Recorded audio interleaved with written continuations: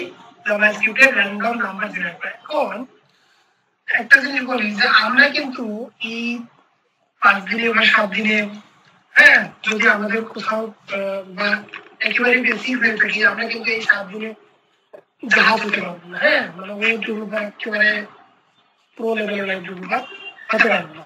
তাহলে আমরা যদি এই 7 দিনে আমাদের যাদের ল্যাকিংস আছে, আমরা যদি প্রো লেভেলের ওয়েব ডেভেলপার হতে না পারি, তাহলে কি আমরা কম্পিটেন্ট হতে পারবো? অবশ্যই কম্পিটেন্ট হতে পারবো। প্রো লেভেলের ওয়েব ডেভেলপারের সাথে কম্পিটেন্টের কোনো সম্পর্কই নেই।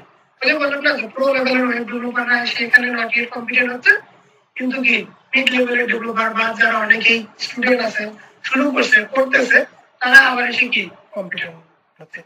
কারণ হচ্ছে ওই অ্যাসেসমেন্টের দিন পারফর্ম করাটাই হচ্ছে মেন বিষয়। তারা সুন্দর করে পারফর্ম করতে পারবে, তারাই কম্পিটেন্ট। এখন আপনার 7 বছরের অভিজ্ঞতা থাক আর আপনি কেবল লার্নারই হয়ে থাকেন, এটা ডাজেন্ট ম্যাটার।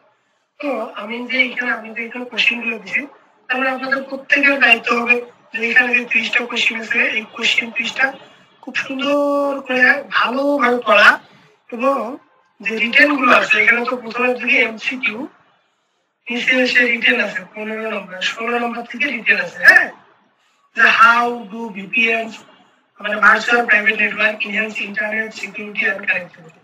তো এই যেগুলো হচ্ছে শর্ট অ্যান্সার, আমরা ভিপিএন কেন ব্যবহার করে থাকি, হ্যাঁ, সিকিউরিটি এবং কানেক্টিভিটির ক্ষেত্রে ভিপিএন আমাদের কতটুকু গুরুত্বপূর্ণ ভূমিকা পালন করে, এইরকম একটা question. How does an interactive website differ from static and dynamic website, মানে ইন্টারেক্টিভ ওয়েবসাইট, তারপরে স্ট্যাটিক ওয়েবসাইট এবং ডাইনামিক ওয়েবসাইট, এই তিনটা ওয়েবসাইটের মধ্যে পার্থক্য কি, তাই না? তো এইগুলো হচ্ছে শর্ট অ্যান্সার। আপনি এখানে ইংলিশ দিয়ে লেখা আছে, তার মানে আপনাকে কি করতে হবে, তাহলে এই কোয়েশ্চেনটা বের করে মুখস্থ করতে হবে? মোটেও না, কখনোই মুখস্থ করবো না। হ্যাঁ, এখন আমি যদি এই 17 নম্বরটার কথা বলি একটু জাস্ট আপনাদেরকে, interactive website, static website, dynamic website. আমরা যেহেতু প্রত্যেকেই ওয়েবের সাথে সম্পৃক্ত, আমি প্রথমে এই দুটো বলি যে স্ট্যাটিক ওয়েবসাইট কি আর ডাইনামিক ওয়েবসাইট কি। সহজভাবে যদি বলি, আমাদের এখানে কি লেখা আছে, স্ট্যাটিক ওয়েবসাইটের যদি কোনো কিছু চেঞ্জ করতে হয়, তাহলে কি হার্ড কোডের ভিতরে গিয়ে চেঞ্জ করতে হয়, অর্থাৎ ডাটাবেস থাকে না। স্ট্যাটিক ওয়েবসাইটে ডাটাবেস থাকে না, ডাইনামিক ওয়েবসাইটে ডাটাবেস থাকে, সেই ডাটাবেস থেকে ডাটাগুলো শো করে, তাই না? এটাই ছিল নাকি? আপনারা কি মনে করেন এটাই না? স্ট্যাটিকের কি, যদি যেমন স্ট্যাটিক ওয়েবসাইট কোনটা, আমরা শুধুমাত্র এইচটিএমএল সিএসএস ব্যবহার করে একটা ওয়েবসাইট তৈরি করছি, তো কোথাও লেখা আছে হ্যালো আইএসটি, এখন ওইটা যদি চেঞ্জ করে আইএসটি চেঞ্জ করে আমি হ্যালো বাংলাদেশ দিতে যাই, তাহলে কি আমাকে কোডিং এর ভিতরে গিয়ে আমি যেখানে লিখে দিচ্ছি এইচটিএমএল কোড, ওই জায়গায় গিয়ে চেঞ্জ করা লাগতেছে, তার মানে এটা স্ট্যাটিক। হ্যাঁ, আর যদি আমরা এই ডাইনামিক ওয়েবসাইট করি, তাহলে এই হ্যালো আইএসটি এই লেখাটা কোনো না কোনো জায়গা থেকে ব্যাকএন্ড থেকে আমরা ইনপুট দিছি, আর ডাটাবেস হয়ে এই ডাটাটা আমাদের ওয়েবসাইটে শো করতেছে। এটাই হচ্ছে ডাইনামিক ওয়েবসাইট। অর্থাৎ সহজ ভাষায় যদি বলি, ডাইনামিক ওয়েবসাইটের ডাটা ডাটাবেস থেকে শো করে, স্ট্যাটিক ওয়েবসাইটের ডাটাবেস থাকে না। আর একটা আছে কি ইন্টারেক্টিভ ওয়েবসাইট। ইন্টারেক্টিভ ওয়েবসাইট কি বলছে, interactive website provide user engagement, allowing user input and interactive elements like forms, animation, etc. Interactive website বলতে কি বোঝাচ্ছে, যেমন আমি যদি বলি যে একটা ফর্ম থাকে, সেই ফর্মে আপনি যখন ডাটা সাবমিট দিচ্ছেন, তো এই জায়গায় হচ্ছে আপনার এই যে সাবমিটের বাটনটা তখন অন্য কিছু হবে, সাবমিটিং ডাটা, ঠিক আছে? এমনিতে নর্মালি যদি আমরা এবং শুধু ফর্ম তৈরি করি, যদি আমি কি বলে সাবমিট বাটনে ক্লিক করি, তাহলে কিন্তু সাবমিট লেখাটাই থাকবে। কিন্তু ইন্টারেক্টিভ ওয়েবসাইট এখানে কি হচ্ছে, ইন্টারেক্টিভ মানে আকর্ষণীয়, ইন্টারেক্টিভ মানে আকর্ষণীয়। আমি সাবমিট বাটনে ক্লিক করলাম, অনেক সুন্দর একটা আসতে পপ আপ আসতে পারে, অথবা সাবমিটিং ডট ডট এরকম কিছু একটা আসতে পারে। এটাও কিন্তু একটি ইন্টারেক্টিভ ওয়েবসাইটের একটা এক্সাম্পল হতে পারে।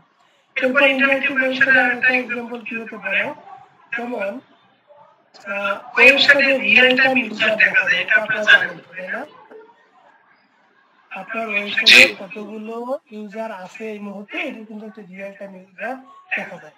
তো এই যে রিয়েল টাইম আপনি ডাটাটা দেখতেছেন আপনার ওয়েবসাইটে এখন কতজন আছে, এটাও কিন্তু ইন্টারেক্টিভ ওয়েবসাইট। ঠিক আছে, আপনি বলতে পারেন যে ইন্টারেক্টিভ ওয়েবসাইটে ইউজারদের রিয়েল টাইম ডাটা দেখা যায়, তারপরে বিভিন্ন ধরনের অ্যানিমেশন থাকে, ফর্ম সাবমিট বিভিন্ন ধরনের আমরা কি দেখতে পাই, সেলস দেখতে পাই, ফার্মের বিভিন্ন ধরনের সেলস দেখতে পাই বা ভ্যালিডেশন থাকতে পারে ইনপুট ফিল্ডে। তো এগুলো হচ্ছে ইন্টারেক্টিভ, মানে অতিরিক্ত কোনো কিছু আপনাকে আকর্ষণ করতেছে, এটাই হচ্ছে মূলত ইন্টারেক্টিভ। তাহলে আমার মনে হয় না এটা আপনাদের সমস্যা থাকার কথা। Which code editor do you prefer for web design and development পর্যটন হয়? আমরা ওয়েবসাইট ডিজাইন ডেভেলপমেন্ট করার সময় কোন কোড এডিটরটা ব্যবহার করি এবং কেন ব্যবহার করি? এই মুহূর্তে তো মনে হয় 80% আমরা সবাই ভিএস কোড ইউজ করি। আপনি বলতে পারেন যে আপনি বলতে পারেন যে আমি ওয়েব ডিজাইন ডেভেলপমেন্টের জন্য ভিএস কোড এডিটরটা ব্যবহার করি, কারণ এখানে বিভিন্ন ধরনের এক্সটেনশন থাকে, ডিবাগিং করা যায়। হ্যাঁ, এই দুটো কথা বললেই হয়ে গেল, বিভিন্ন ধরনের এক্সটেনশন থাকে এবং আমরা কোড ডিবাগিং করতে পারি। এটাই বলেই হয়ে গেল। তাহলে আমরা এখানে খুব সহজভাবে বলতে পারি যে আমি ভিএস কোড ব্যবহার করবো, কারণ ভিএস কোডে বিভিন্ন ধরনের এক্সটেনশন থাকে যেগুলো আমাকে এক্সট্রা ফিচার দেয়, আমার কাজটা করতে সহজ হয়। হ্যাঁ, তারপরে ওরা কি করে আপনাকে সাজেস্ট করে না ভিএস কোডে তো এগুলো আপনি বলে দিলেন আপনার মতো করে সুন্দর করে। আপনাকে যে বইয়ের ভাষায় লিখতে হবে মোটেও এরকমটা না, এরকম কখনোই চিন্তা করবেন না। আপনি আপনার রিয়েল লাইফের সাথে সামঞ্জস্য রেখে এই উত্তরগুলো লিখবেন সুন্দর করে। আলী, আপনি কিন্তু মাইক্রোফোন অন করে প্রশ্ন করতে পারেন, কিছু হাত তুলছেন যেহেতু। আমাদের যদি নেক্সট হবে ওই দিন আমাদের যে রিটেনে যে কি আমরা বাংলা লিখতে পারবেন স্যার? হ্যাঁ জি, বাংলা লিখতে পারবেন। আমি শুধু প্রথমে দিয়ে বলছিলাম যে আমরা বাংলা ইংলিশ মিক্স করে লিখতে পারবো, শুধু ইংলিশেও লিখতে পারবো, শুধু বাংলাও লিখতে পারবো। তবে একটা জিনিস মাথায় রাখবেন, অফিসাররা এসে প্রথমে আপনাকে বলবে যে আপনি ইংলিশে লেখেন। ঠিক আছে, তো আপনি জিজ্ঞেস করবেন স্যার আমি ইংলিশের থেকে বাংলা লিখলে আপনাকে ভালোভাবে বুঝাতে পারবো, আমি বাংলা লিখলাম। তবে একটা গুরুত্বপূর্ণ জিনিস, কোনোভাবেই অফিসারের সাথে মানে একটু চড়াও হওয়া যাবে না বা রুট ব্যবহার করা যাবে না। অবশ্যই স্যার। ওই দিনের জন্য উনি সর্বসর্বা। ঠিক আছে, ওনার সাথে আমরা সুন্দর মিষ্টি ভাষায় কথা বলে কিভাবে আমরা ওনাদের কাছ থেকে পার পেয়ে যেতে পারি। দেখা গেল যে আপনি অনেক ভালো পারেন, কিন্তু আপনি আসলে ওনার সাথে একটু তর্ক করে কথা বলতেছেন, তাহলে দেখা যাচ্ছে উনি আপনাকে কোনো এক জায়গায় দেখায় বলে গেল যে না আপনি এটা পারেননি বা এটা হয়নি। তো এরকমটা আমরা করবো না। আমি জিজ্ঞেস করছি আমি যদি বাংলা দিয়ে লিখি তাহলে আমি আপনাকে ভালোভাবে বুঝাতে পারবো কোশ্চেনের আনসার। ঠিক আছে, আর ওনারা তারপর যা বলেন আপনি চুপ করে বাংলা দিয়ে লিখবেন। এই জন্য একটু আগে বলছিলাম যে আমি ইংলিশ দিয়ে যদি আপনার বন্ধু যদি ইংলিশ দিয়ে আনসারটা লেখে ওটা যদি ভুলে আর এক বন্ধু যদি বাংলা দিয়ে লেখে আর এই আনসারটা যদি কারেক্ট হয় তাহলে অবশ্যই তারা ঠিক করে নাও। ঠিক আছে, শুধু ইংলিশে লিখলে আর আপনি উর্দু দিয়ে লেখেন না কেন, ভুল ভুল। আর বাংলা দিয়ে লেখেন যাই লেখেন না কেন সেটা সেটা সত্য, কারেক্ট, সেটা কারেক্ট। ক্লিয়ার ভাই, বুঝতে পারছেন? এই জায়গায় বাংলার ক্ষেত্রে এখন আরেকটা জিনিস আছে, কারণ যে আপনার একটা কোশ্চেন আসলো বললো যে মার্জিন এবং পেডিং এর মধ্যে পার্থক্য কি। এখন আপনি এসে লিখতেছেন যে উত্তর বাংলা দিয়ে লিখছেন যে মার্জিন বাহিরের স্পেস ক্রিয়েট করে বা বাহিরের জায়গা তৈরি করে, আর পেডিং হচ্ছে ভিতরের জায়গা ক্রিয়েট করে। এখন পেডিং কথাটা পয়েন্টার বাই রেস্ট্রিক্টার তারপর অনেকটা এরকম করে পেডিং লিখতেছেন, এভাবে লিখবেন না। পেডিং তো একটা ইংলিশ ওয়ার্ড, আপনি ওটা ইংলিশে লেখেন, পিরিয়ড আইডিয়া পেডিং, ভিতরের স্পেস ক্রিয়েট করে। মার্জিন মার্জিন বাহিরের স্পেস ক্রিয়েট করে। বুঝতে পারছি, মানে যে ওয়ার্ডগুলো আপনার ইংলিশে হবে সেই ওয়ার্ডগুলো আপনি ইংলিশে লেখেন, ওইটা আমার বাংলা করতে গিয়ে ঝামেলা পাবে।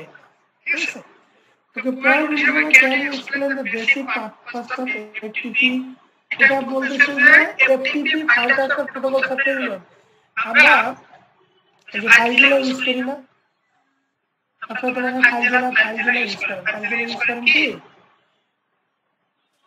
জি স্যার। হ্যাঁ ফাইলগুলোকে স্যার বুঝতে পারিনি আপনার কথাটা। বললাম যে আমরা ফাইল দিলাম ইউজ করি না, ফাইল দিলাম স্যার ফাইল জিনিসটা কি? আচ্ছা বুঝাচ্ছি। যদি আপনার ক্লায়েন্ট আপনাকে সিপ্যানেল বুঝতে চায় নাকি? জি স্যার সিপ্যানেল বুঝি। সিপ্যানেল থাকলে আমরা কি করতে পারি বলুন তো? সিপ্যানেল দিয়ে লগইন করে আমরা সেখানে কোড এডিট করতে পারবো, তাই না? তারপরে কোনো ফাইল আপলোড করতে পারবো, রাইট? ফাইল আপলোড করতে পারবো না যদি আমার একটা ম্যানেজিং ইন্টারনেট এসকিউএল ফাইল থাকে, সেই ফাইলটাকে সেখানে আপলোড করতে পারবো।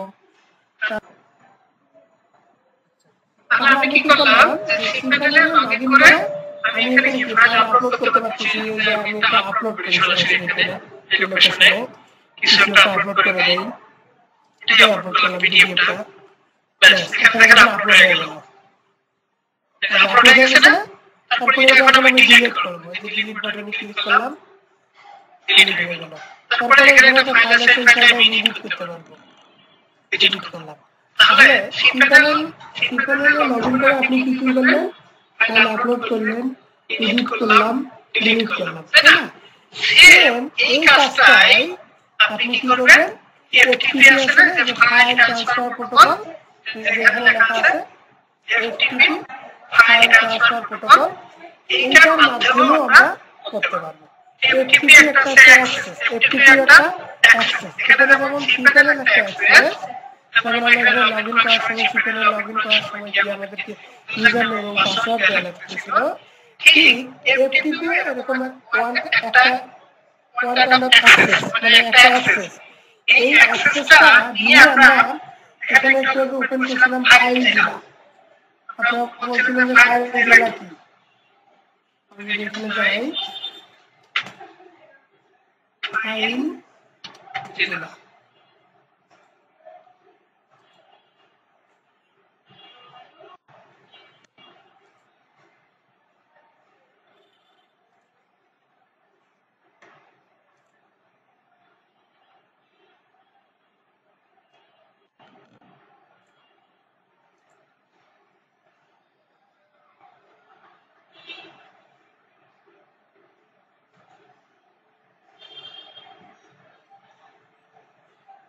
এটা ডাউনলোড হচ্ছে, ডাউনলোড হোক ইন্টারনেটে আমি বলি। এই ফাইলগুলো সফটওয়্যারটা ব্যবহার করে আমরা এফটিপি অ্যাক্সেস দিয়ে ঠিক এরকম আমরা যে লোকেশনে একটু ঢুকছিলাম, ঢুকে ওখান থেকে ফাইল ডিলিট ডিলিট করলাম, সেম কাজটাই করা যায়। তাহলে এফটিপি দিয়ে কি করা যায় বলেন তো আপনি?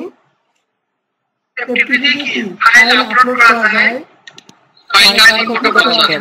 ফাইল ডিলিট করা যায়।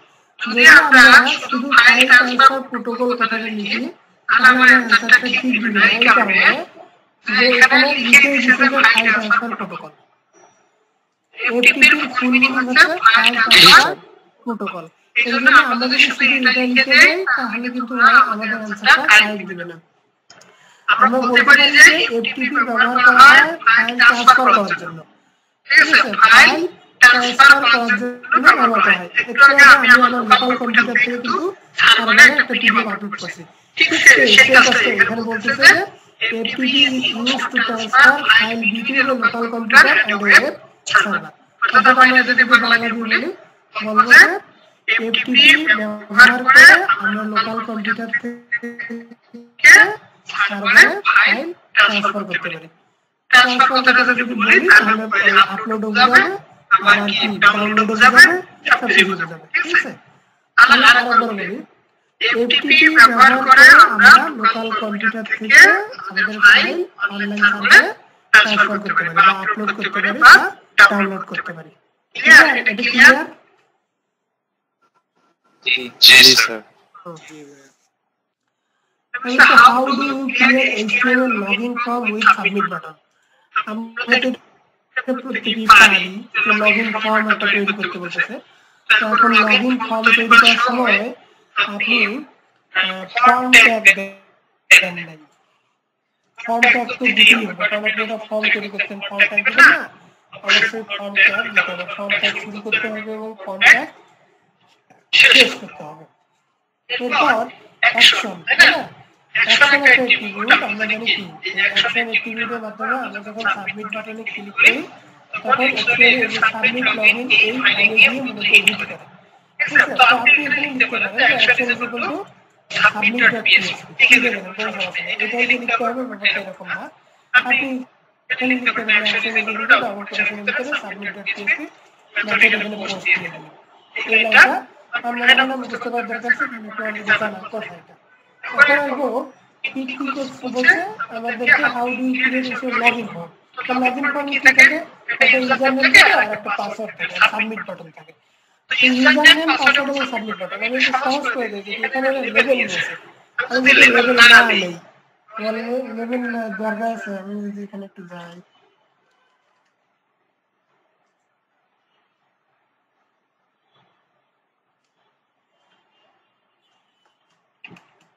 আমি যদি লেভেল না নেই, আমি কি করবো, ইনপুট টাইপ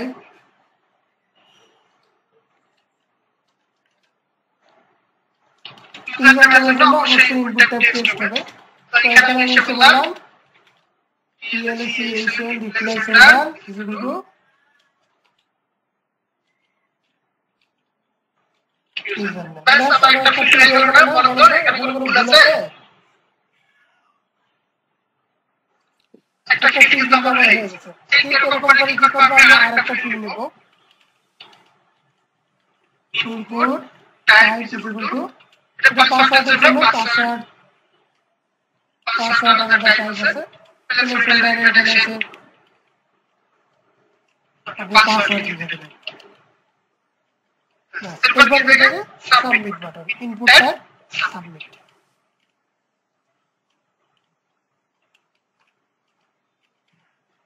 তাহলে দেখেন আমাদের এখানে তিন লাইনে হয়ে গেল। ওইখানে আমি সেটা যদি লিখে দিই ওইটা তো লেভেল টেবিল দেওয়া আছে, তো লেভেল টেবিল অত ভালো না, কোনো দরকার নেই। আরেকটা জিনিস মাথায় রাখতে হবে, যেটা বলছিলাম যেহেতু ফন্ট ক্রিয়েট করতে বলতেছে, তাহলে অবশ্যই আমাকে ফন্ট টাইপ শুরু করতে হবে এবং স্ল্যাশ ফন্ট দিতে হবে। এটা গেল। এখানে আমাদেরকে দুটো অ্যাট্রিবিউট লিখতে বলছে, একটা হচ্ছে action, action is equal to double quotation, আমি দিতে আপনি যা খুশি দিতে পারেন, আমি দিলাম সাবমিট ডট পিএসপি, এবার ডাটাটা কিসের মাধ্যমে দিয়ে দেবো, post method, method is equal to double quotation post. যদি আমরা এইভাবে লিখতে পারি তাহলে আমাদের 1 মার্ক 100% শিওর থাকে যে আমি এখানে 1 মার্ক পেলাম। ঠিক আছে, প্রশ্নটা আপনাদের আসবে, হ্যাঁ এটা আসবে, নিশ্চিত থাকেন এটা। হ্যাঁ, এটা হচ্ছে when should I consider using SDB image, অর্থাৎ আমি SDB ব্যবহার করি না, SDB আসলে কখন আসলে SDB ব্যবহার করা দরকার। হ্যাঁ, আমরা SDB একটা ফরম্যাট, যেমন JPG, PNG একটা ফরম্যাট, ঠিক সেরকম SDB-ও একটা ফরম্যাট। তো ওরা বলছে যে কখন আসলে SDB ব্যবহার করা দরকার, তো SDB আমরা ঠিক তখনই ব্যবহার করবো, বিশেষ করে লোগোর ক্ষেত্রে SDB ব্যবহার করবো। আপনারা বলবেন ওয়েবসাইটের লোগোর ক্ষেত্রে SDB ব্যবহার করবো, তারপর আইকনের ক্ষেত্রে SDB ব্যবহার করবো। তাহলে এই দুটো আমরা যদি বলি যে ওয়েবসাইটের লোগোর ক্ষেত্রে SDB ব্যবহার করবো এবং আইকনের ক্ষেত্রে SDB ব্যবহার করবো, এখন এসে জাস্ট বলবেন কেন করবো, বলবেন যে SDB ইমেজের কি থাকে, রেজুলেশন ভালো থাকে, SDB ইমেজের কোয়ালিটি ভালো থাকে। হ্যাঁ, এই কথাটা যদি আমরা বলে দিই তাহলে আবার 1 মার্ক 100% থেকে গেল। এই প্রশ্নটাও আসবে। তাহলে বলতে পারি SDB কেন ব্যবহার করবো, বলবো যে আমরা কখন ব্যবহার করবো, কেন ব্যবহার করবো। কখন ব্যবহার করবো, বলবো যে ওয়েবসাইটের লোগোর ক্ষেত্রে এবং আইকনগুলোর ক্ষেত্রে আমরা SDB ব্যবহার করবো, কারণ এখানে কি কোয়ালিটি রেজুলেশন ভালো। ঠিক আছে,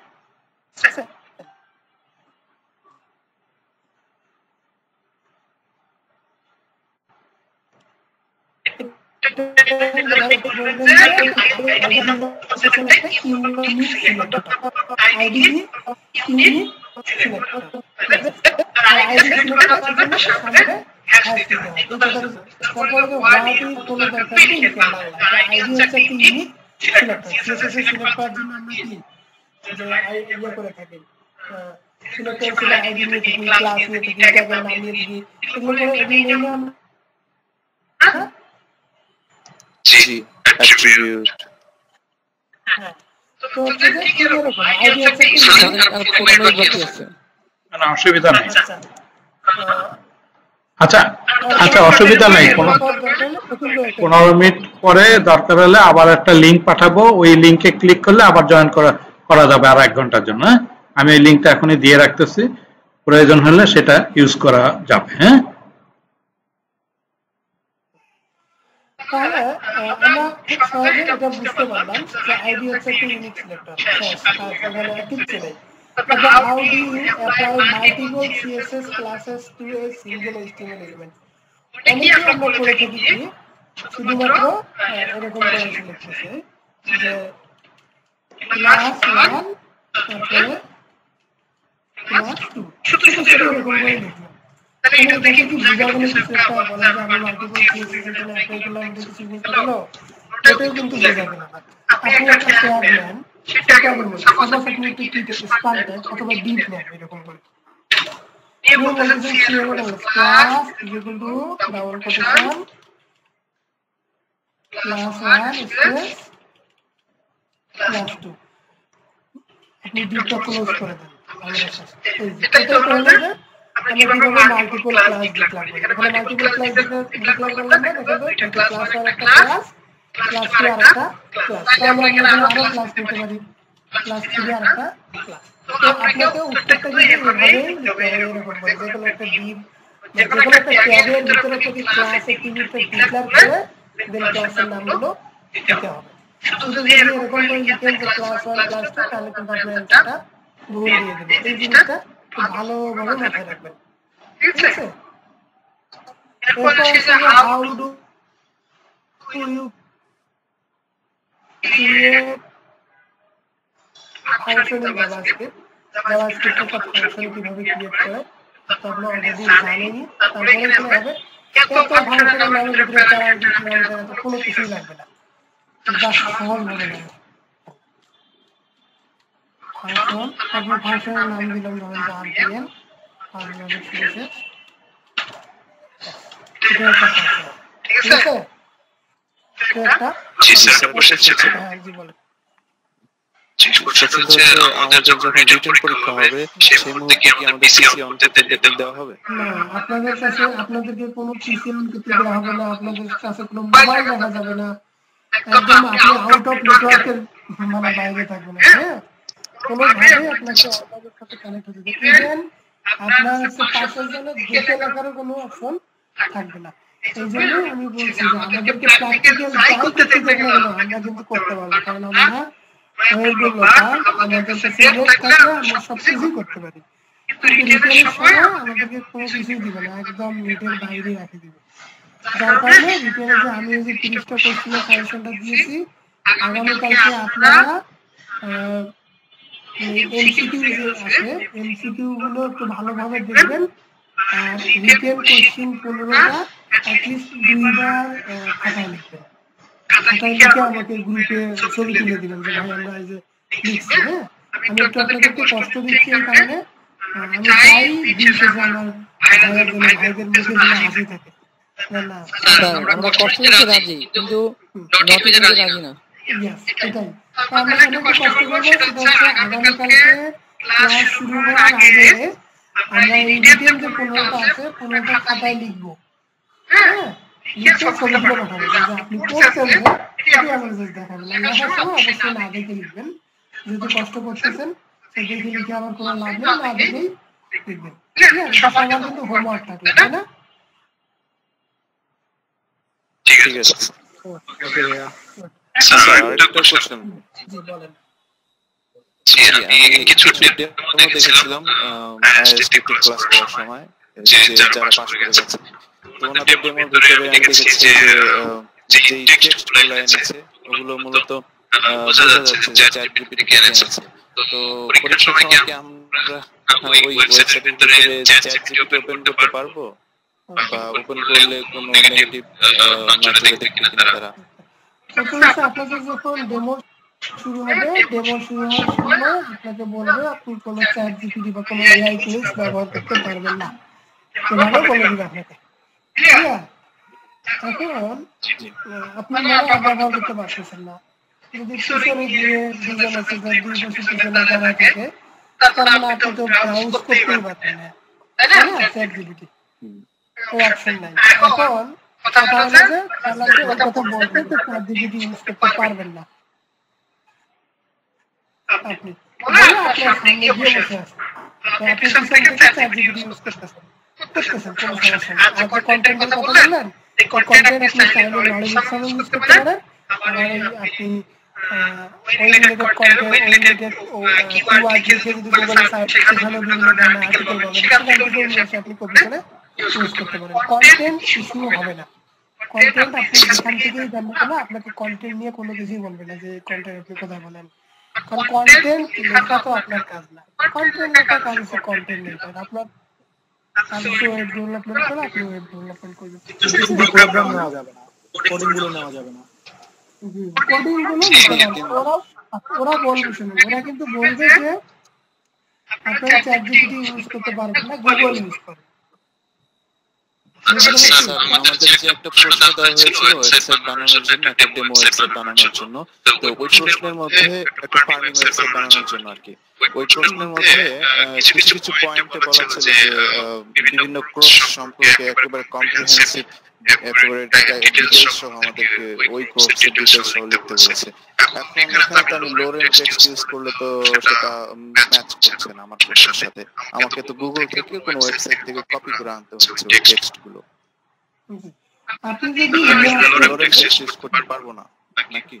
ওকে, লোরেন হিসাবে আপনি টেক্সট ব্যবহার করতে পারবেন। 99% অ্যাসেসর আপনার ওই ওয়েব ডেভেলপমেন্টের 99% অ্যাসেসর আপনাকে লোরেন হিসাবে ইউজ করতে দিবে। 1% অ্যাসেসর লোরেন হিসাবে ইউজ করতে দিবে না। মানে একজন অ্যাসেসর আছে যিনি লোরেন হিসাবে ইউজ করতে দিবে না। আমরা জানতে পারবো বৃহস্পতিবার যে অ্যাসেসর কি আসতেছে, তখন নাম দেখেই বুঝতে পারবো যে উনি আসলে লোরেন হিসাবে ইউজ করতে দিবে কি দিবে না। ওই দিন আমরা আরো ভালোভাবে ক্লিয়ার হবে, ঠিক আছে? তখন লোরেন হিসাবে আপনি ব্যবহার করতে পারবেন। যদি নাই পারেন না, ওই রিলেটেড কিছু লিখে আপনি গুগলে সার্চ দিলে আপনি উইকিপিডিয়াতে পাবেন, আর বিভিন্ন জায়গায় পাবেন, ওখান থেকে কপি করে নিয়ে আসেন। আর বললাম না, কন্টেন্টটা আসলে ওরকম কোনো ইস্যু ধরবে না। ক্লিয়ার? জি স্যার, ক্লিয়ার। আচ্ছা স্যার, আমার এই যে একটু নেট ছিল, হোমওয়ার্কটা কি দিচ্ছেন আমি আসলে তখন বুঝতে পারি না। আবার হোমওয়ার্কটা হচ্ছে যে আমি একটা রিটেল সাজেশন দিয়েছি গ্রুপে। এই রিটেল সাজেশনটা 1 থেকে 30টা কোশ্চেন আছে। তো 30টা কোশ্চেনের মধ্যে প্রথম 15টা এমসিকিউ 15টা খুব ভালোভাবে মুখস্থ করবেন। আমি আপনাদের এখানে প্রত্যেককে যে কোনো একটা করে এমসিকিউ ধরবো, আপনারা যেন বাসায় উত্তর বলে দিতে পারেন। এটা গেল একটা। দ্বিতীয় কথা হচ্ছে 16 নম্বর থেকে 30 নম্বর কোশ্চেনের এখানে রিটেল 15টা আছে। এই 15টা রিটেল ভালোভাবে পড়ার পর আপনি নিজেই বাসায় 2বার লিখবেন খাতায়, ঠিক আছে? 2বার লিখবেন। 2বার যে লিখছেন এটার জন্য আমি খুব ভালোভাবে বুঝতে পারি যে হ্যাঁ আপনি আসলেই 2বার লিখছেন, নিজের ছবি তুলে আপনি 2বার লিখছেন। তো লিখে আপনি গ্রুপের মধ্যে, আমাদের যে হোয়াটসঅ্যাপ গ্রুপটা আছে ওই গ্রুপের মধ্যে দিয়ে দেবেন। তাহলে আমি বুঝবো যে হ্যাঁ আপনাদের আসলে রিটেল নিয়ে আর কোনো সমস্যা নেই। এই কোনোভাবে যদি এই কোশ্চেনটা আসে, আমরা যেন প্রত্যেকে 30-এর মধ্যে 30ই পাই। ক্লিয়ার? ঠিক আছে স্যার। Okay sir. আমাদের 30 পাওয়ার আমাদের একটা টার্গেট থাকবে, ঠিক আছে? তখন আমরা 30টা 30ই পাই। আমি আর রিটেল নিয়ে এখানে ওরকম করে কথা না বলি, রিটেল নিয়ে কিছু বলা লাগে লাস্টে। হ্যাঁ রিটেলটা একটু কিন্তু এই জন্য আমি একটা সাজেশন দিলাম, এটা ভালোভাবে পড়েন। পড়ার পর দেখা যাবে আগামীকালকে আপনারা অবশ্যই লিখে খাতার ছবি পোস্ট করবেন আমার ইয়েতে হোয়াটসঅ্যাপ গ্রুপে। আমি একটু প্র্যাকটিক্যালটা ওপেন করি। ইতিমধ্যে হয়তো বা ইনস্টিটিউটের স্যার অথবা ম্যাডাম আপনাদের ওই প্র্যাকটিক্যালটা নিয়ে কথা বলছে, তাই না? জি স্যার, কিছুটা বলেছে। জি, প্র্যাকটিক্যালটা কোথায়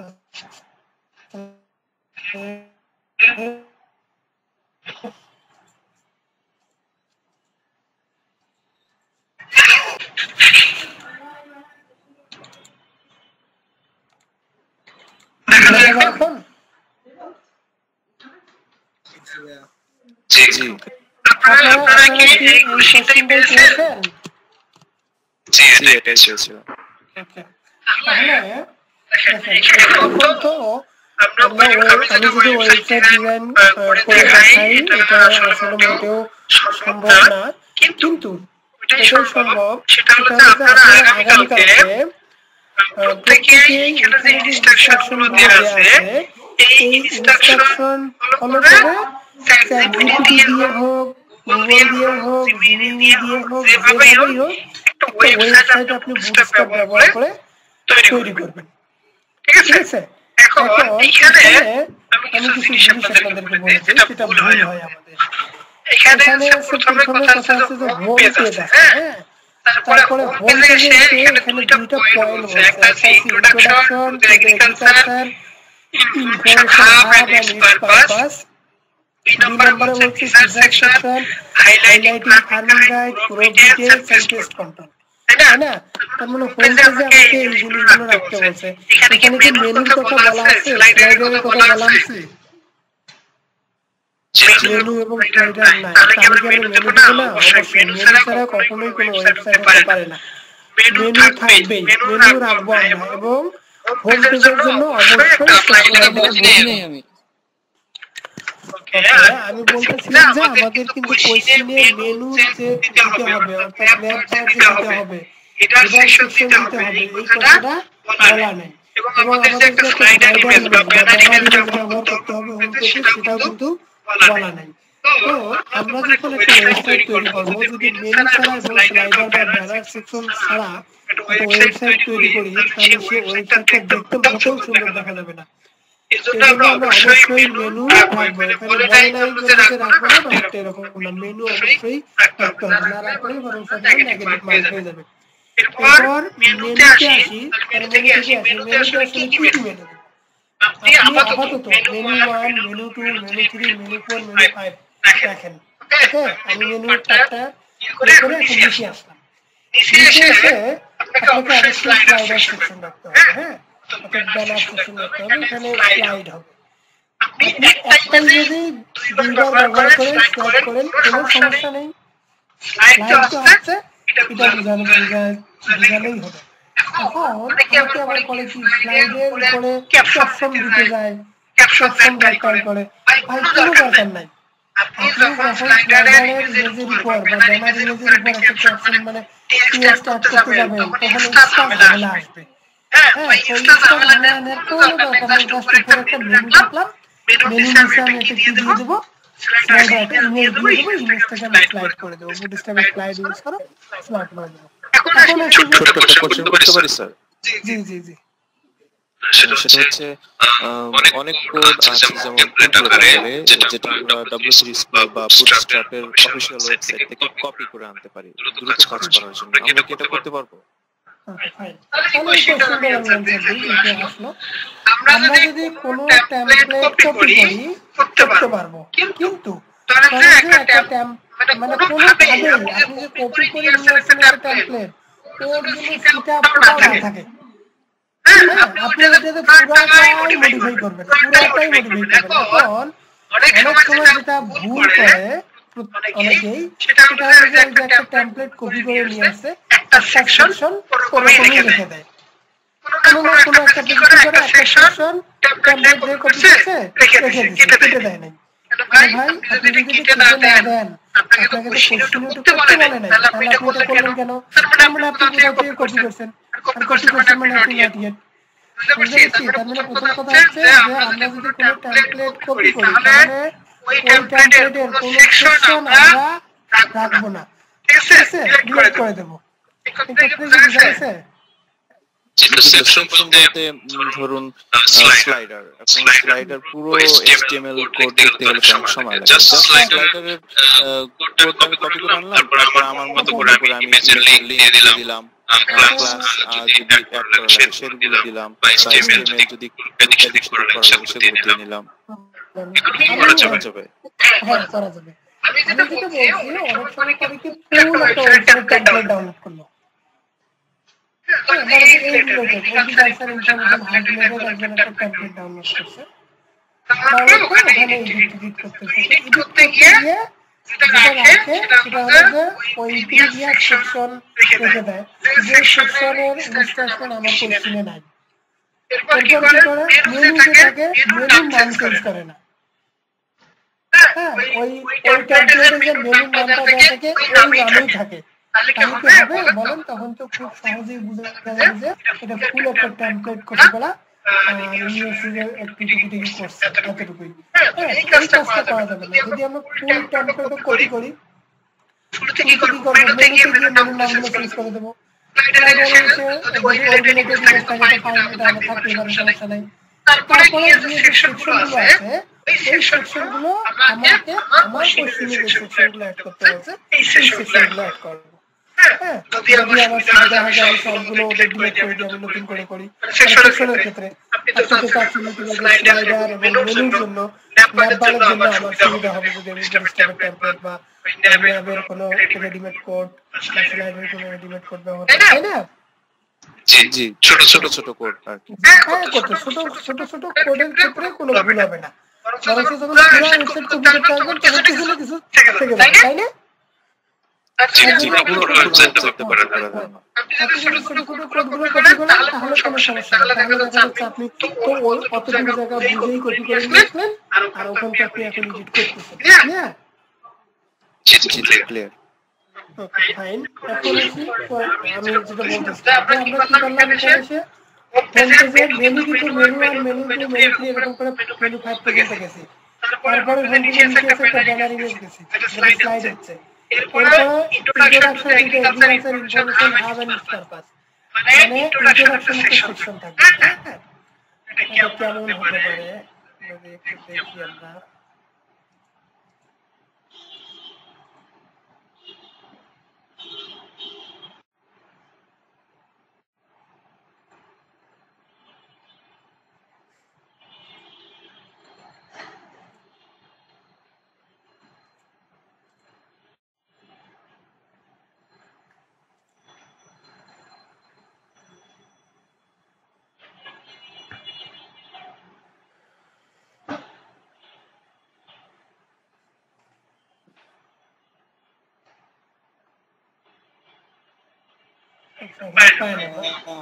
আমরা তো আগের এগুলো কোনো কিছুই পাই নাই, আমাদের তো হোয়াটসঅ্যাপ গ্রুপে আগে অ্যাডও করছিল না, আজকে অ্যাড করলে তাহলে কি আমরা এগুলো পাবো না? সব দিয়ে দেবো, হ্যাঁ, সবগুলো বলবো আবার। জাস্ট আপনাদেরকে একটু ধারণা থাকছে, ধারণা ইমেজ দেবো এই ওয়েবসাইটে কিরকম হতে পারে তার আগে একটু আলোচনা করে দিচ্ছি। সেটা হচ্ছে introduction to agriculture information hub. খুব সহজ। আমি এখানে এই পাশে যদি কন্টেন্ট দেই, একটা রিলেটেড ইমেজ দেই, তাহলে এটা করতে কি খুব বেশি সময় লাগবে?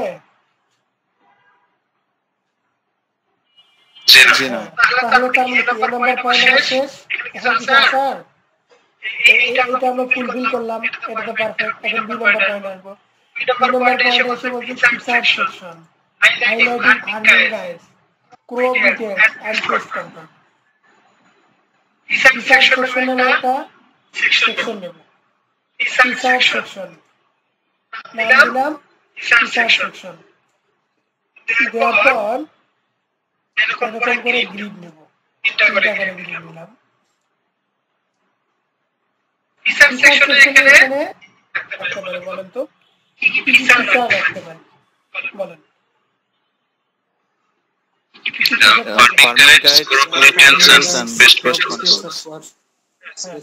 তাহলে আমরা এখানে কি করলাম? Farming guide, crop details, pest control, 3টা সুন্দর করে ইমেজ দেব, উপরে ইমেজ রাখবো, তারপর নিচে হেডিংটা থাকবে, তার নিচে 3 লাইন বা 3.5 লাইন প্যারাগ্রাফ থাকবে। সেম ভাবে উপর ইমেজ থাকবে, নিচে হেডিং থাকবে, কি থাকলো ক্রপ ডিটেইলস, তারপরে কি থাকবে 3.5 লাইনের প্যারাগ্রাফ থাকবে। সেম ভাবে উপরে কি থাকলো ইমেজ থাকলো, নিচে হেডিং পেস্ট কন্ট্রোল থাকলো, তারপর 3 থেকে 3.5 লাইনের প্যারাগ্রাফ থাকলো। ফিচার সেকশন বলতে আমার এখানে কোনো এই সফটওয়্যারটা কি আমাকে দেওয়া যাবে? কোনটা এটা এই কোশ্চেনটা? হ্যাঁ, দিয়ে দেব। ঠিক আছে, তাহলে আবার এ এবং বি দুটো পাই শেষ। পয়েন্ট হচ্ছে স্ট্র্যাটেজি ফার্মিং গাইড সেকশন কোথায় গেলে ফার্মিং গাইড দিতে হবে ফার্মিং তাই না এখন আমরা আরেকটা সেকশন তৈরি করব সেই সেকশনের নাম দেব ফার্মিং গাইড ঠিক আছে হেডিং থাকবে ফার্মিং গাইড তারপর collection of guide and tutorials covering various aspects of farming practice techniques and methodology অর্থাৎ এই ফার্মিং গাইড সেকশনে এসে আমরা কি করলাম collection of guides and tutorials এখানে সেম কাজ করব বারবার একই জিনিস রিপিট করব আর এখানে একটা গ্রুপ দিলাম এই গ্রুপ দিয়ে কি বললাম যে collection of guides and tutorials মানে এই উপরে এই জায়গায় একবার একটা ভিডিও যেহেতু টিউটোরিয়ালের কথা বলছি এখানে কি লিখবো বলতো ভিডিও লিখে দিলাম ভিডিও হ্যাঁ এখানে একটা ভিডিও দিলাম আম্মু একটু পড়ে আসো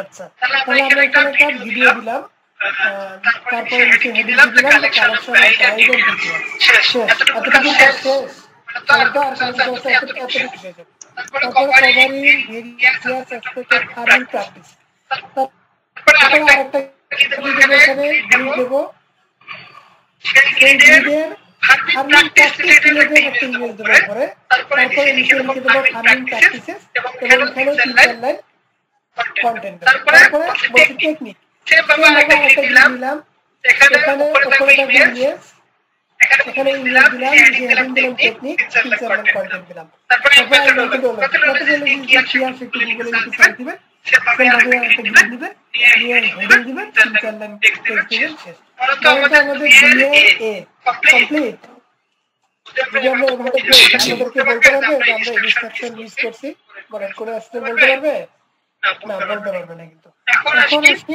বি নাম্বারে এটা কি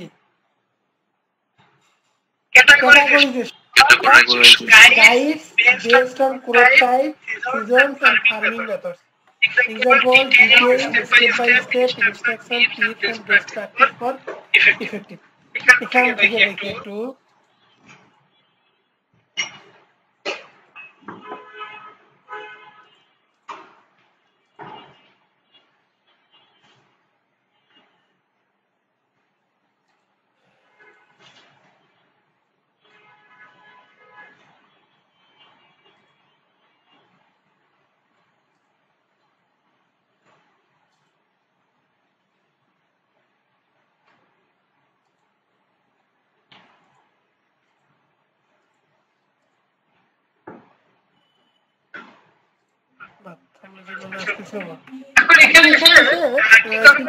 categorization of guides based on crop types, seasons and farming methods. Example, detailed step-by-step instruction, tips and best practice for effective.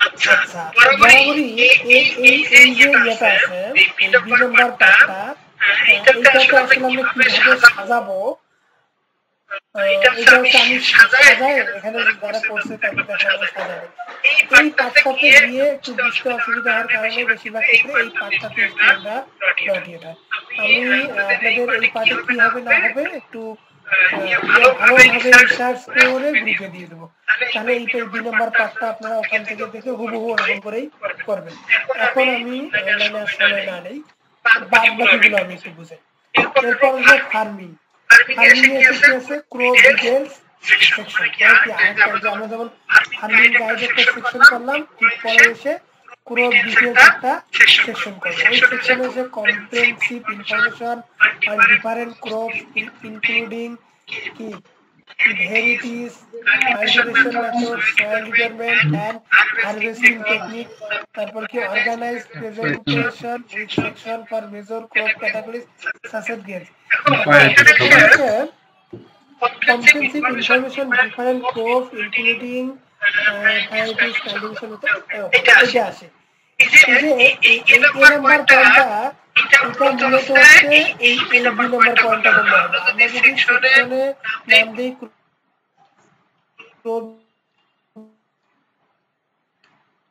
Details section দেয়ার পর যে টুইটস ক্রিয়াটা ঠিক ওইভাবে যেরকম নিচে ফ্রুটস রিলেটেড নেব, ভেজিটেবলস এর একটা তারপরে গ্রিড নেব, উপরে ভেজিটেবলস রিলেটেড ইমেজ দেব, নিচে এসে ভেজিটেবলস কথাটা লিখে দিয়ে বেশ কিছু কন্টেন্ট দেব, তারপরে ক্যাপশন সেম ভাবে দেব, তাহলে এটা হয়ে যাবে। Detail profile for his crop with images valuation potential, এটা ডিটেইল প্রোফাইলসের কথা বলছে প্রত্যেকটা ক্রপের জন্য, ইমেজের জন্য।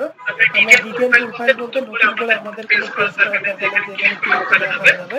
আমরা এই প্রত্যেকটা ক্রপের মধ্যেই আমরা ডিটেইলস দিয়ে দেবো, একটু 4-5 লাইন দিয়ে দেবো যেন এটা দিয়ে কভার হয়, নতুন করে আমাদের এখানে যেন কোনো কিছু করতে না হয়। তাহলে ক্রপ ডিটেইলস সেকশনে আমরা এই হেডিং দেবো ক্রপ ডিটেইলস, তারপরে ফ্রুটস, ভেজিটেবলস, ফ্রেশ ক্রপস এগুলোর ডিটেইলস ইমেজ দেবো, হেডিং দেবো এবং 4-5 প্যারাগ্রাফ দেবো। তাহলে আমাদের পুরো এই এবং এটাই কভার হয়ে যাবে। তারপরে যদি বলি page control strategy, page control strategy কি related page management, page strategy including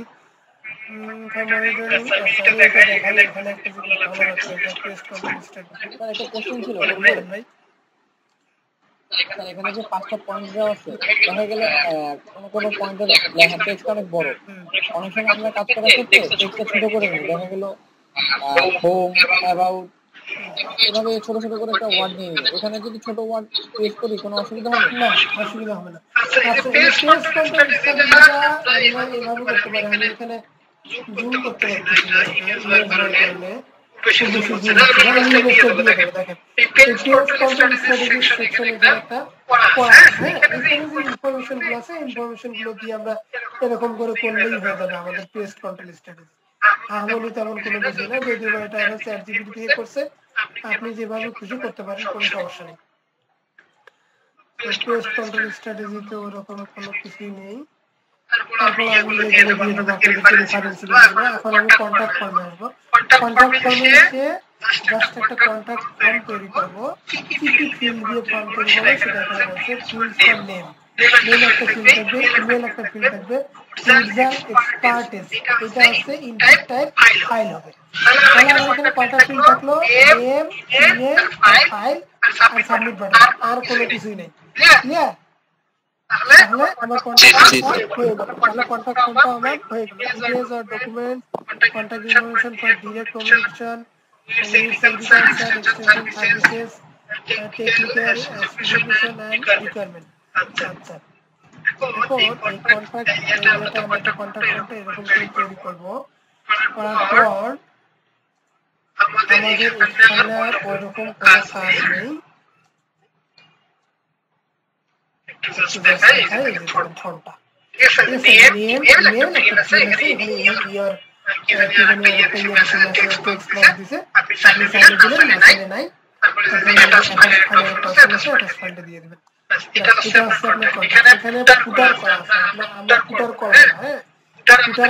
করতে বলে না, ফুটার করতে গেলে কিন্তু সমস্যা। হ্যাঁ, ফুটার করতে যাবো না, তবে ফুটার না করে আমরা সকেট করবো। হ্যাঁ, সকেট করতে বলে এই যে একদম ডিসেবল করবে, কপিরাইট দিয়ে থাকে, ইনসার্ট ডিজাইন ডেভেলপ বাই অমুক তমুক, এটা আছে সকেট। এই সকেটটা অবশ্যই রাখবো। ফুটারটা ডিজাইন করার কোনো দরকার নাই, ফুটার করলে আপনি এক্সট্রা কোনো বেনিফিট পাবেন না, হ্যাঁ, না করলে কোনো নেগেটিভ মার্ক থাকবে না। তবে সকেটটা দিবেন, সকেটটা দিয়ে বোঝা যায় আপনার ওয়েবসাইটের কাজটা শেষ হয়ে গেছে। এখন কোশ্চেনটা দেখে যায়, আমরা এতক্ষণ থেকে যে কাজগুলো করলাম সবগুলো হোম পেজেই করলাম, একদম কন্টাক্ট ফর্ম পর্যন্ত সবগুলো কিসে করলাম বলুন তো? হোম পেজে করলাম। এখন আসি মেনুতে, মেনুতে বলছি না মেনু 1, মেনু 2, মেনু 3 দিয়ে রাখেন। হ্যাঁ, এখন এসে মেনু নাম চেঞ্জ করলাম, প্রথমটা হবে হোম, তারপরটা হবে ফার্মিং গাইডস, তারপরটা হবে ক্রপ ডিটেইলস, তারপরটা হবে পেজ কন্ট্রোল, তারপরটা হবে কন্টাক্ট। মেনু নাম চেঞ্জ হয়ে গেল? জি, চেঞ্জ হয়ে গেছে। এখন আরেকটা কাজ আছে এখানে, সেটা হলো আমরা যখন হোম পেজে ক্লিক করবো মেনুতে, তখন তো পুরো ওয়েবসাইটের হোম পেজে থাকতেছে।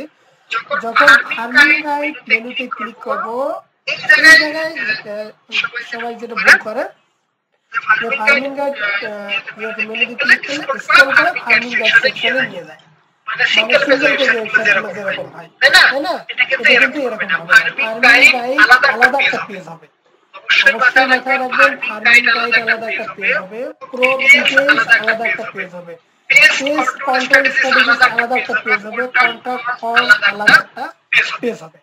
তাহলে স্যার এগুলো যে আমরা আলাদা আলাদা পেজ তৈরি করলাম, তাহলে কি আবার আলাদা আলাদা ডিজাইন করতে হবে?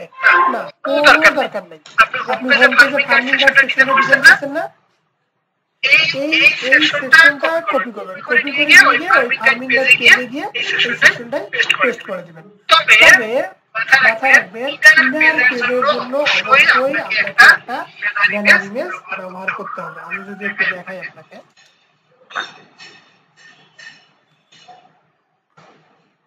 এটা তো হোম পেজ তাই না, এটা হোম পেজ। তো আমি ইনার পেজ গুলোতে যদি কান্ট্রিজ, ইউনিভার্সিটিজ, কোর্স এগুলোতে যাই, দেখেন এই যে এখানে কিন্তু একটা করে কি দিয়েছে, এখানে ব্যানার ইমেজ দিয়েছে, প্রত্যেকটা পেজের জন্য আলাদা আলাদা একটা। এই ব্যানারের ইমেজের হাইট কিন্তু 300 পিক্সেল, হ্যাঁ 1920 পিক্সেল।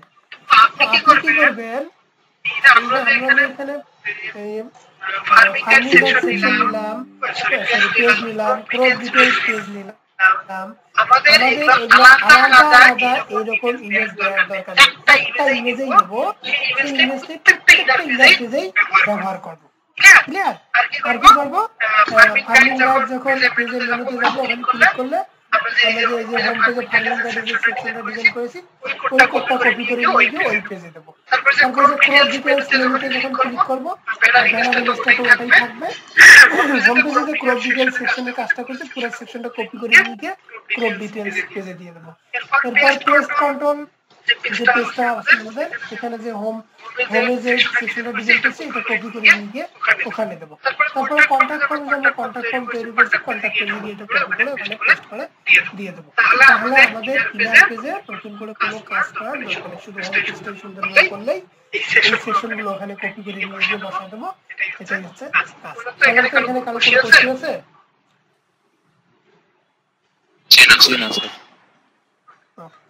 এখন একটা সেকশন শুধু আমি আপনাদের জন্য কি করলাম, যে এটা আমরা কিভাবে করবো একটু ভিডিও দেখে আমি জানাই দেবো আপনাদের, তাই না? কোনটাতে জানি, এইটা না, এই যে বি নাম্বারটা। হ্যাঁ ঠিক আছে, এটা আমি দেখে সুন্দর একটা সলিউশন করে আপনাদের ইয়েতে দিয়ে দেবো, গ্রুপে দিয়ে দেবো।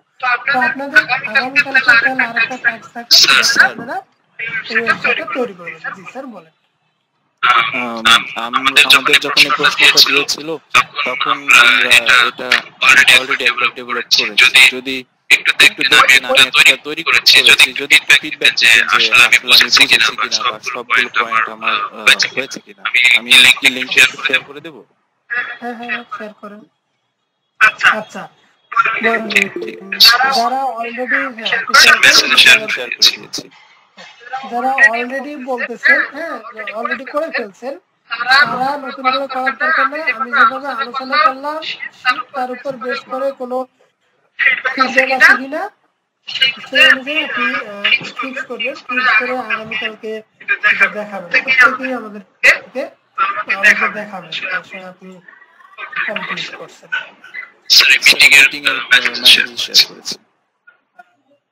কালকে যদি দেওয়া পসিবল না হয়, তাহলে কি কোনো সমস্যা হবে? কারণ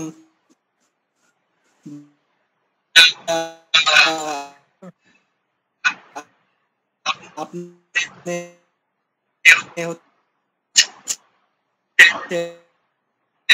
হচ্ছে হোমওয়ার্ক দিলেন, তারপরে এবং এমনিতে আমাদের তো মনে করেন যতটুকু গভর্নমেন্ট থেকে আপনাকে একটা সার্টিফিকেশন দিচ্ছে, হ্যাঁ প্রধান উপদেষ্টার কার্যালয় থেকে আপনি একটা সার্টিফিকেশন পাবেন, এটা আসলে একটা গভর্নমেন্ট, হ্যাঁ এবং কিন্তু আমাদেরকে মেহনত করতে হবে না। তারপরে যতটুকু পারেন সব কাজের ব্যস্ততার মাঝখান থেকে যতটুকু পারেন অবশ্যই করাটাই করেন। ভাই আমি এভাবে করছি, এতটুকু আশা করি, তাই না?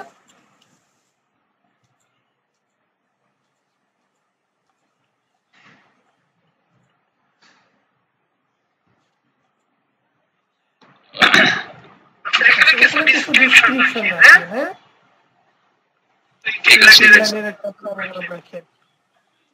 crop details, vegetables, cash crops,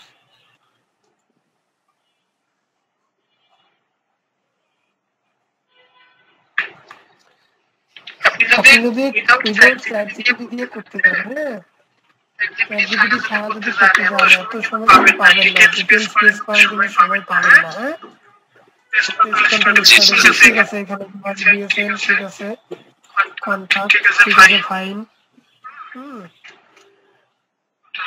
এখন গাইড,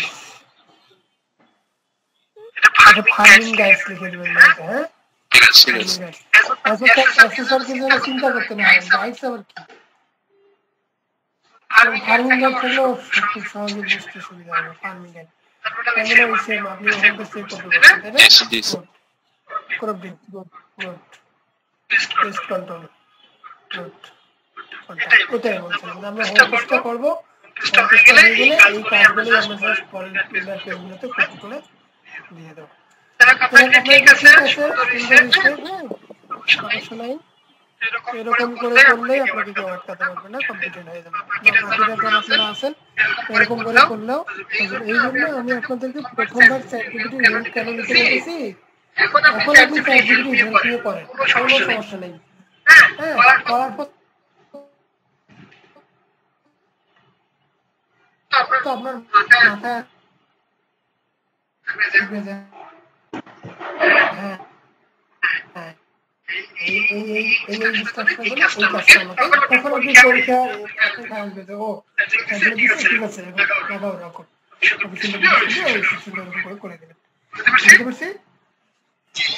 Yes, yes, sir. আর কারো কোনো কোশ্চেন আছে বলুন তো?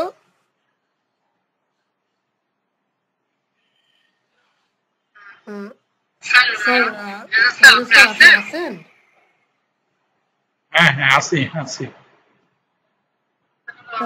আমি শেষ করে দিই তাহলে। আপনি হ্যাঁ সবাই আমার মনে হয় ভালোভাবে বুঝতে পেরেছে, সুন্দরভাবে বুঝতে পেরেছেন। সবাই আপনারা ট্রাই করেন, এমন না যে আপনি কালকে না পারলে অসুবিধা নেই, পরশু দিবেন, কিন্তু আপনার এক্সপিরিয়েন্স হতে হবে যে না আমি একদিনে করতে পারি। এইটা সময় বের করে আপনি অল্প করেন, আপনি সেকশনগুলো করেন। আপনি ওই যে কথা বললে যে আপনি সব টেক্সট দিয়েন না, সব ছবি দিয়েন না, কিন্তু সেকশনগুলো করতে গেলে তো আপনি একটা স্ট্রাকচার খাড়া করতে পারেন। ওই স্ট্রাকচার খাড়া করতে পারার মাধ্যমেই কিন্তু আপনি অনেক দূর আগায় যাবেন।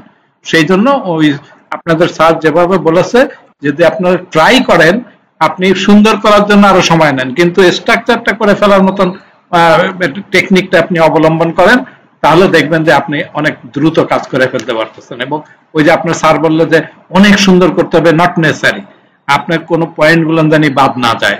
হ্যাঁ, এবং ওই পয়েন্ট গুলো দেখে অনেক সুন্দর করে লিখতে হবে, নট নেসেসারি, এক লাইন 2 লাইন করেও লিখতে পারেন। হ্যাঁ, সুতরাং স্টার্ট করেন, তারপরে এটাকে আরো ইমপ্রুভ করেন। আমার মনে হয় অনেক সুন্দর হয়েছে, অনেক সুন্দরভাবে আলোচনা হয়েছে। আমরা প্রতিদিন যদি এরকম একটা করে সেট নিয়ে কথা বলতে পারি, তাহলে এই রিটেন প্রশ্নগুলো অনেক বেশি আমরা কনসেপশনে আনতে পারবো, আর অন্য পাশাপাশি আমাদের ডেমোগুলো তৈরি হয়ে যাবে ইনশাল্লাহ। তো আমার মনে হয় প্রতিদিন এরকম ভাবে আমি সেট করে রাখবো, 2টা লিঙ্ক করে রাখবো, একটা শেষ হলে আর একটা যদি লাগে সঙ্গে সঙ্গে ব্যবহার করব, আর যদি একটা হয়ে যায় তাহলে অনেক। এই ফারুক, আপনাকে অনেক অনেক ধন্যবাদ, অনেক সুন্দর করে বুঝাইছেন। আমার মনে হয় অনেক উপকার হয়েছে সবাই। Thank you for all. Sir আজকের মতন করে যদি টানা 2-3 দিন হয় ইনশাআল্লাহ আমাদের জন্য। হ্যাঁ হ্যাঁ হবে। এরপরেও যদি কেউ ফিজিক্যালি এসে টেস্ট করতে চান, সে সুযোগও থাকবে। 2 রকমই থাকতেছে এবং এইখানেই বেস্ট হবে। কালকে ইনশাআল্লাহ আবার 9টার সময় আমরা একত্রিত হব। প্রশ্ন না থাকলে সবাইকে ধন্যবাদ জানাই শেষ করছি। আল্লাহ হাফেজ। আসসালামু আলাইকুম। আল্লাহ হাফেজ। আসসালামু আলাইকুম।